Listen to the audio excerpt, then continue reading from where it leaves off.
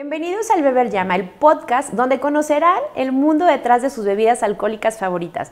Yo soy Daneira González y agradecemos a nuestro patrocinador Eternum Garden Jardines Eternizados por darle vida a nuestro set. Puedes adquirir plantas exóticas y muy lindas para donar tus espacios por sus redes sociales y su página web.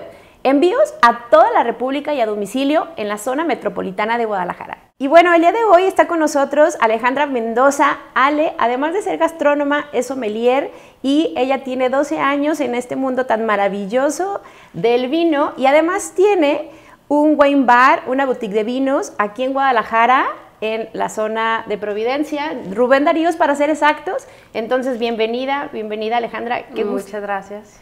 Qué gusto que estés con nosotros aquí en el set con el Beber Llama y además hablando de algo que a mí me fascina, me encanta y pues me enloquece quizás, ¿no? Me apasiona, que es el vino. Entonces, nuevamente, bienvenida, gracias por estar aquí. Muchas gracias, por fin se nos hizo. Ya lo habíamos postergado un poquito, pero ya, por fin se nos hizo, aquí estamos bebiendo. Oye, y parte de invitarte es porque en alguna ocasión me tocó, además que conozco tu wine bar, me tocó que me dieras una cata y para mí ha sido una de las experiencias, cata maridaje más estupendas, todo tu conocimiento de verdad que he tenido y te lo digo en serio. Así que, muchísimas gracias. Y bueno, pues y empezando, platícame qué significa para ti el vino, qué expresa para ti esta bebida. Bueno, para empezar literalmente es mi vida porque bueno, a esto me dedico, no lo tomo como trabajo, es algo que me apasiona hacer día a día y dos, me encanta la parte de que en una copa literal podemos conocer el mundo. ¿Ok? Podemos hablar de cultura, podemos entender la cultura del mundo. Por ejemplo, si nos vamos a Estados Unidos, los vinos de Estados Unidos es mucho las papilas gustativas que les gustan allá, el viejo mundo. Si nos vamos a España es mucho también que tiene que ver con su gastronomía. Entonces, incluso aquí en México tenemos ya esos saborcitos que nos gustan del vino que también los encontramos en la bebida, perdón, en la comida. Y creo que es esa la parte interesante, que en una copa podemos conocer como mucho de la cultura de ese país y te expresa como toda esa parte y eso es lo que más me encanta y es lo que para mí representa el vino.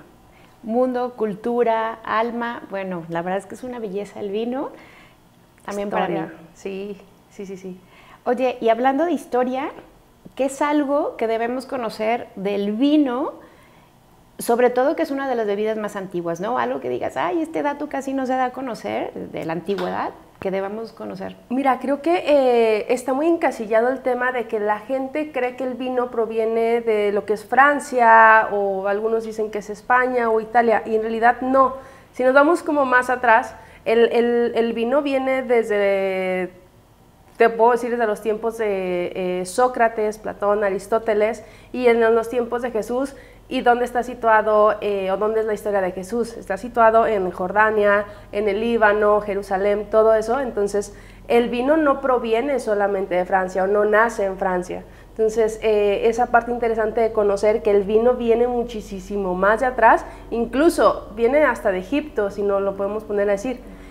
Porque en los tiempos cuando Cleopatra hacía esos grandes banquetes, se han encontrado ánforas grandotas, exactamente, donde se encontró vino. Entonces, o sea, si nos vamos, está muchísimo más atrás. Entonces, no hay que encasillarnos solamente en que el vino proviene de Francia, sino que literalmente el vino tiene muchísimo más historia.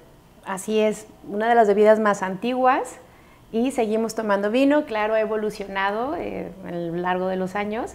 Y bueno, importantísimo el terroir, ¿no? Entonces, platícanos qué es o qué engloba y ¿cómo impacta en la calidad del vino?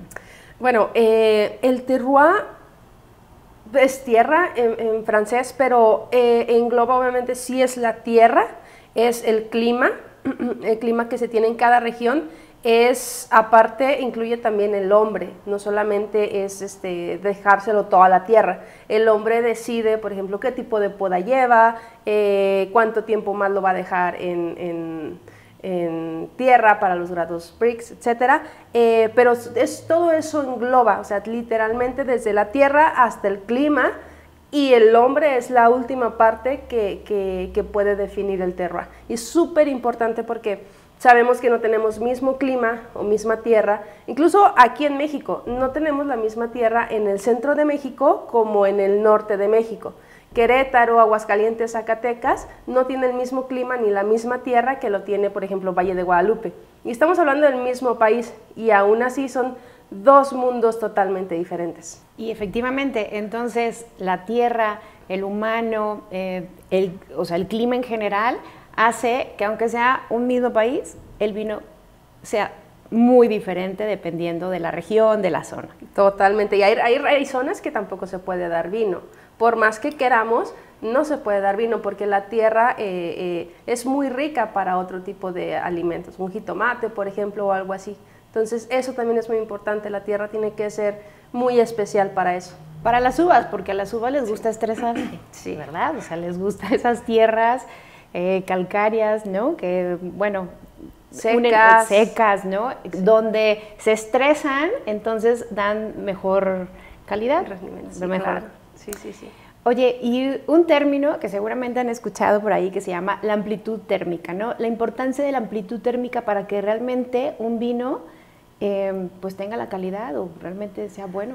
Es súper importante, retomando un poquito la pregunta pasada, así como te digo que hay zonas donde no se puede dar, porque se dan muy bien otro tipo de vegetales, por ejemplo, necesita, la amplitud térmica, perdón, significa calor y frío a esos excesos.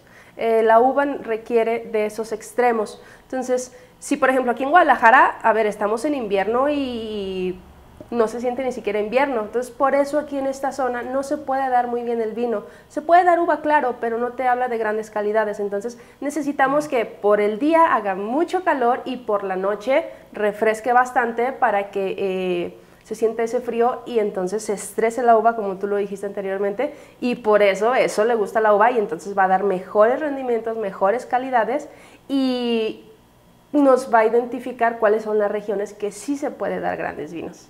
Y, o sea, por los días se desestrese y que en la noche duerma y descanse. Con frillito. Oye, con frillito. Y también platícanos acerca de los dos mundos, ¿no? O sea, cuando escuchamos viejo mundo, nuevo mundo, ¿qué podemos encontrar en ambos en cuanto a vino?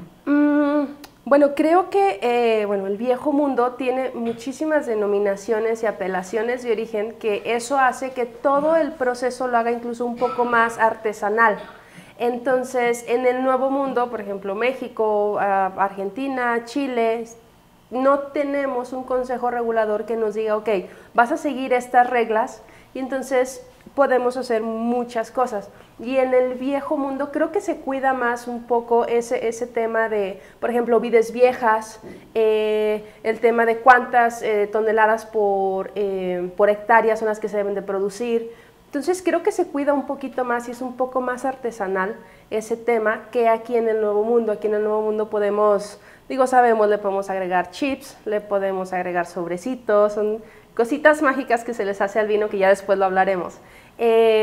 Pero creo que es muy importante la estructura que tiene el viejo mundo, que siguen muy arraigadas a ellas. Por ejemplo, si nos vamos a Priorato, ellos son muy artesanales, muy artesanales, casi no utilizan tanta mecánica,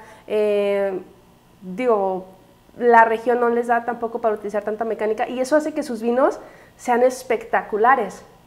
Y aquí en el Nuevo Mundo creo que todavía nos falta como por entender esa parte de amar mucho más la viticultura. Bueno, y en grandes rasgos, para conocer Viejo Mundo, Nuevo Mundo, es que los vinos del Viejo Mundo son los que encontramos en Europa y Asia, y Nuevo Mundo, pues la parte de América. Sí. Aunque, sabemos que en México desde los años 1500, cuando llegó Hernán Cortés, había vino, pues nos catalogamos ahora como Nuevo Mundo porque, el rey en la historia se llevó todas las vides, entonces estamos atrasados en cuanto al tema del vino. Y pues, como te comentaba, no tenemos denominación de origen, no tenemos un consejo regulador, entonces eso hace que tampoco toda esa cultura o toda esa historia la podamos prevalecer. Pero ojo, no quiere decir que esos vinos vayan a ser malos, simplemente son diferentes al Nuevo Mundo. Hay unos vinazos que se encuentran en el Nuevo Mundo, que han ganado medallas, incluso les han ganado a los vinos del Nuevo Mundo, claro, y que nos hemos quedado impactados. Han sido a catas a ciegas y han sido unos vinazos extraordinarios. Ahí está la historia, por ejemplo, en Estados Unidos. ¿El juicio de París? El juicio de París, exactamente. Luego les platicamos qué es el juicio de París, aquí en los show notes. Entonces sí, no nos encasillemos en que solamente el viejo mundo es bueno y el nuevo mundo no, simplemente son conceptos totalmente diferentes. Claro, allá hay una reglamentación que viene de muchísimos años. Aquí, definitivamente, Nuevo Mundo, podríamos decir que somos más jóvenes, entonces hay mucho todavía que hacer y rescatar, y por supuesto que en ambos mundos encontramos vinos de excelente calidad. Totalmente, totalmente. Y hablando de excelente calidad, ¿cuál es la importancia de hacer una cata técnica de vino? Bueno, creo que una de las primeras cuestiones es encontrar defectos en el vino. Ahí es cuando entra como esa parte un poco más técnica, que literalmente hasta en el corcho nos damos cuenta si el vino puede contener algún defecto o no. Entonces, son esos pequeños detalles de estar viendo, por ejemplo, vista, olfato, gusto. En vista podemos ver también si nuestro vino ya está decrépito, ya es como un esqueleto. En nariz también si tiene algún defecto, esos aromas acéticos o a trapo sucio, a huevo. Y bueno, ya en boca lo reafirmamos cualquier otro defecto que pueda tener el vino. Y además, como te comentaba al inicio, pues la parte importante es de conocer la historia o de conocer la cultura de cada país, y eso te lo expresa directamente en la copa, y eso se va desde el paso 1, que es la vista, nos pasamos al olfato y luego al gusto. Entonces creo que sí es muy importante esa parte para poder identificar como esas ambas cosas.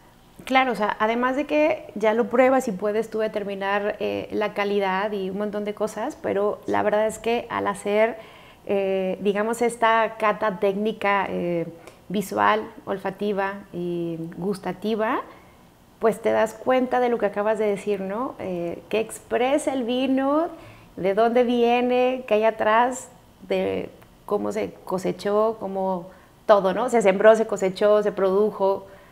Sí, toda la historia detrás de ello, eso es increíble, la parte muy bonita del vino. Y hablando de las diferencias representativas de los vinos, explícanos. Bueno, el vino, digamos, se separa en dos, que son los vinos tranquilos y los vinos espumosos. Los vinos tranquilos llamamos a todos esos que son los blancos, rosados, tintos, incluso hasta naranjas, ¿ok? ¿Qué quiere decir? Que se llaman tranquilos porque no tienen burbuja. Los vinos espumosos, pues bueno, son los que tienen burbuja, ya sea por el método champenois, método tradicional con el que se realiza el champagne, o el método charmat, que es con el que se realiza el prosecco. Entonces, los separamos por esas dos. Esa es la principal diferencia. Vinos tranquilos no tienen burbuja, y vinos espumosos, pues ya son los que tienen burbuja, exactamente. Y ya de ahí, bueno, si nos profundizamos un poquito más, la vinificación, por ejemplo, de un vino rosado y de un vino blanco no va a ser igual que la de un vino tinto, al igual que el de un vino naranja. La naranja incluso es un poquito más complicada por el tema de la oxidación de la uva, pero esa es como a grandes rasgos la diferencia entre los vinos tranquilos y los vinos espumosos. Así que si alguna vez ven que dice vinos tranquilos, es vino tinto, rosado, blanco e incluso hasta naranja. Y claro, y los espumosos, ¿no? Que entran sí, un montón de nombres o marcas, ¿no? También. Sí. Ale, y como sommelier, ¿cuál es el aporte más grande que podemos darle a los consumidores con esta profesión tan bonita? Bueno, creo que es parte de educar, es educar al público, al consumidor. Para que esas marcas que llegaron al menos aquí a México y que abarcaron todo el mercado, y que la gente está muy casada con esas marcas sin saber incluso calidades, sin saber de dónde provienen ni nada, es como quitarles esa idea de que, oye, no son los únicos vinos que están aquí, no son los únicos vinos buenos, incluso te puedo decir que ni siquiera llegan a ser vinos buenos, y hay una variedad de vinos increíbles. Entonces creo que es esa parte de ir educando mucho al consumidor, decirle, oye, mira, atrévete aparte a probar esto, atrévete a probar esto, no te vas a arrepentir, y esto, y esto, y esto. Entonces, es una labor muy difícil porque vamos comenzando apenas con esto. Eso, por ejemplo, yo lo hago en mi wine bar, que Como tengo de diferentes regiones, dentro del wine bar tenemos diferentes regiones, incluso regiones muy diferentes, Georgia, Serbia, que la gente no está muy acostumbrada. Es como, atrévete a probarlo, te lo juro que no te vas a arrepentir, y salen felices. Entonces es poco a poco ir cambiando ese chip de decirle, ¿sabes qué? Prueba esto y te lo aseguro que te va a gustar mucho más que la marca convencional que compras, incluso muchas veces hasta en precios muchísimo más económicos. Claro, y o sea, calidad-precio vale la pena, y además, bueno, importantísimo, entre más probemos, más vamos a conocer regiones que, exactamente, yo por ejemplo hasta ahorita no he probado ningún vino de Georgia, tendré que ir a Cavacharmat a probar, ¿no? Porque entre más probamos, entre más regiones, pues conocemos. Wow. ¿Sí? Es parte de culturizarnos. De culturizarnos.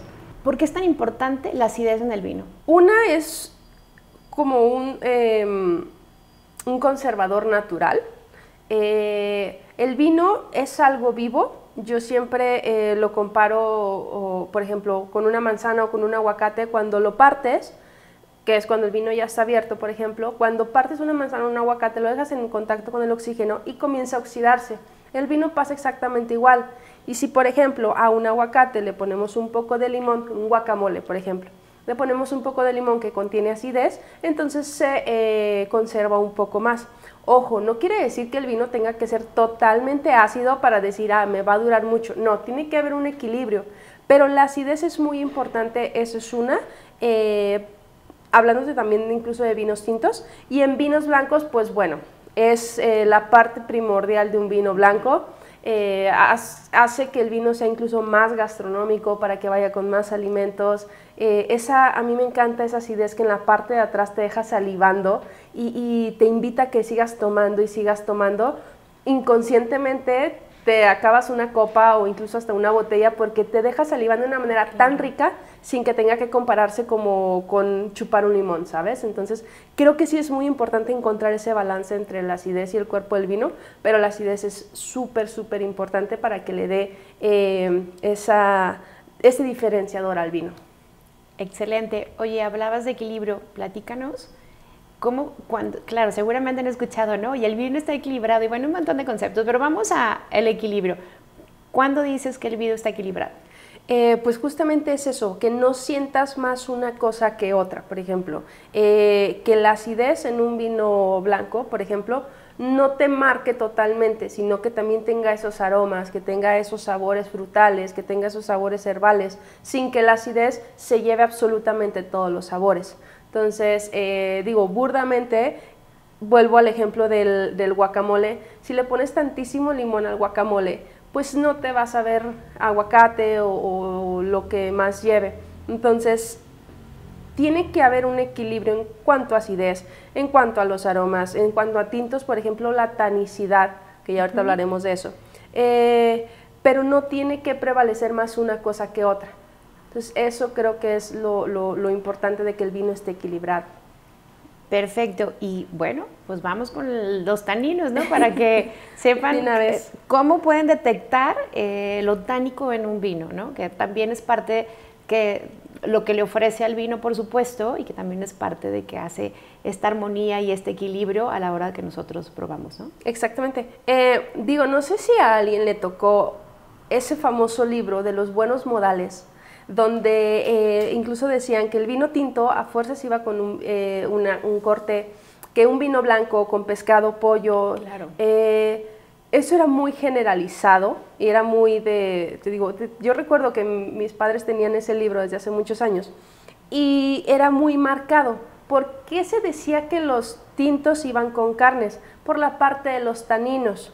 Los taninos es una molécula que lleva la piel de la uva tinta, que los taninos lo que hace es que nos quitan la grasita de la lengua, del paladar y de los cachetes. Entonces, por eso se decía que iba muy bien con la carne por la grasa de la carne.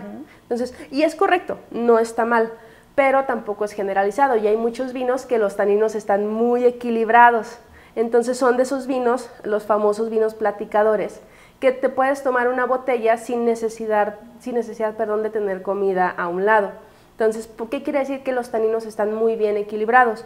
Eso mayormente te lo da la barrica o vides también viejas. que cuando tenemos la barrica, o para qué se utiliza mucho la barrica, es porque tenemos alcohol y tenemos acidez. Entonces lo que hace es que la compenetra, no sientes ninguna de las dos que sobresale. Entonces esa parte de los taninos es muy importante, pero también hay que saber diferenciar en qué momento queremos tanto tanino. Si vamos a tener un alimento que lleva mucha grasa, entonces necesitamos un vino tánico que nos va a quitar la grasita para poderlo comer. Si tenemos un vino que es muy tánico y una comida que es muy leve, entonces el vino se va a llevar a la comida.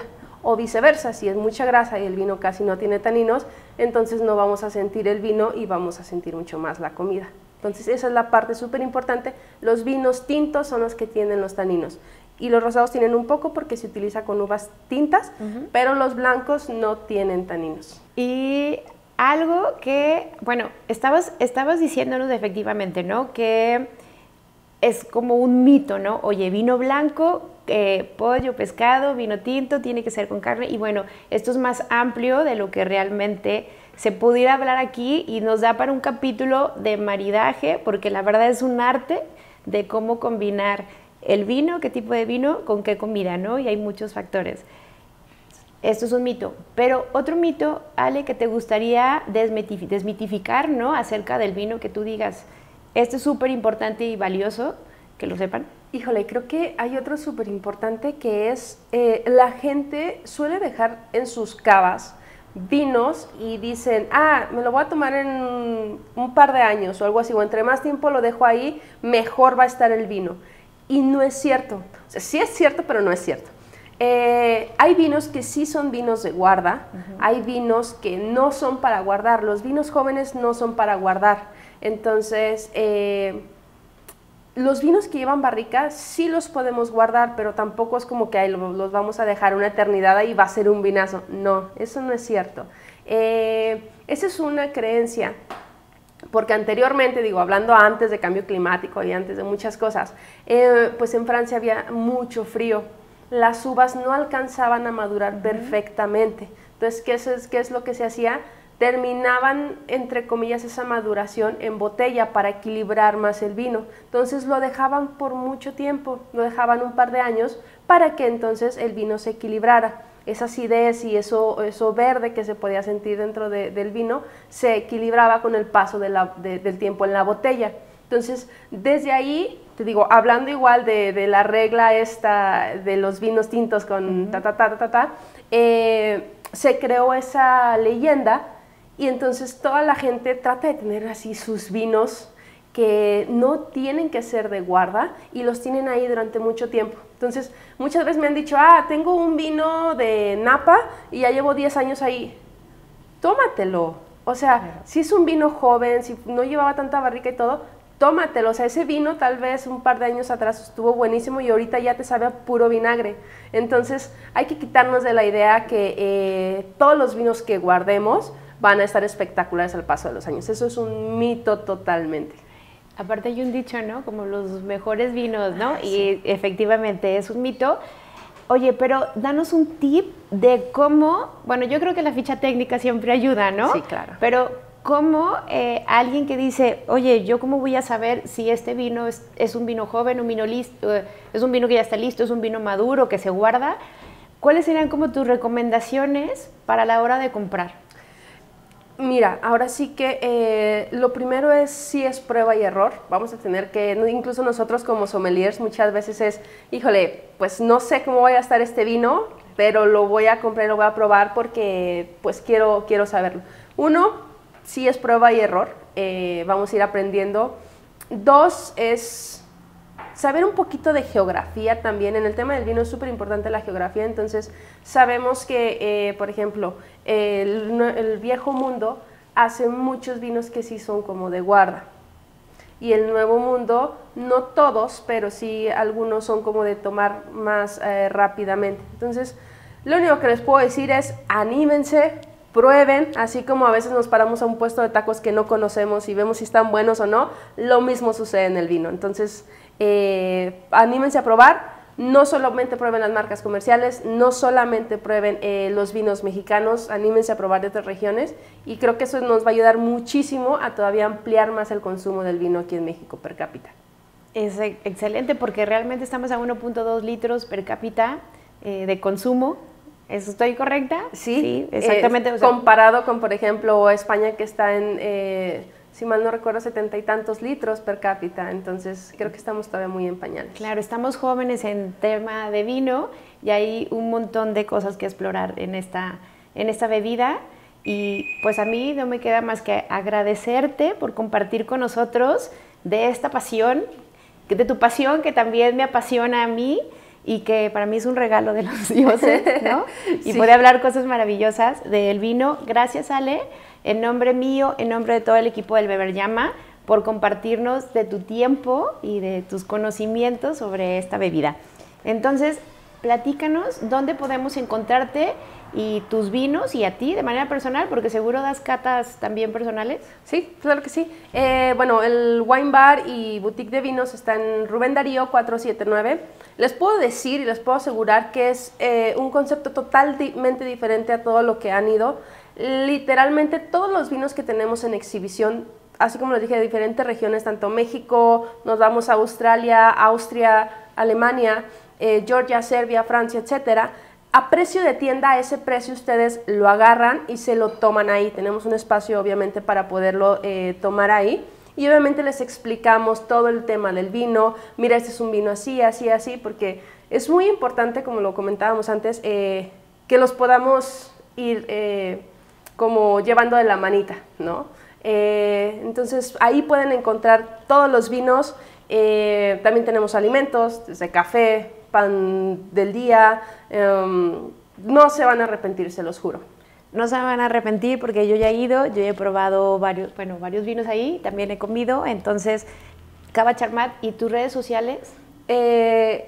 La red de Cava Charmat es Cava Charmat, página de internet cavacharmat.com, donde ahí también pueden comprar sus vinos, y mi red personal es Alejandra Mendoza. Ale, antes de irnos, ¿qué es lo que tomamos el día de hoy? Bueno, el día de hoy tenemos un vino mexicano de la vinícola Solar Fortune. Es un ensamble Cabernet Sauvignon con Petit Verdot. También es una uva que no es tan conocida o que no es tan consumida. Valle de Guadalupe, la verdad es que es un vino muy bien hecho, con mucho amor. Son de esas vinícolas que a mí me gusta mucho representar porque lo hacen con pasión, saben hacer las cosas muy bien. Son pequeñas producciones también, entonces tiene mucho amor este vino, entonces se los recomiendo bastante. Pues gracias, Ale. Sigan a Cava Charmat, a Alejandra Mendoza. Salud. Salud. Claro, nuestro último brindis, sorbo antes de terminar. Muchas gracias por la invitación. Delicioso. Y bueno, sigan a Cava Charmat, sigan a Ale Mendoza, Alejandra Mendoza, y pues también al Beber Llama en Instagram, en Facebook, en TikTok. Y nos despedimos agradeciendo a nuestro patrocinador Modernity Salas. Transforma tu hogar con estilo. Yo soy Deneira González y les mando un fuerte abrazo.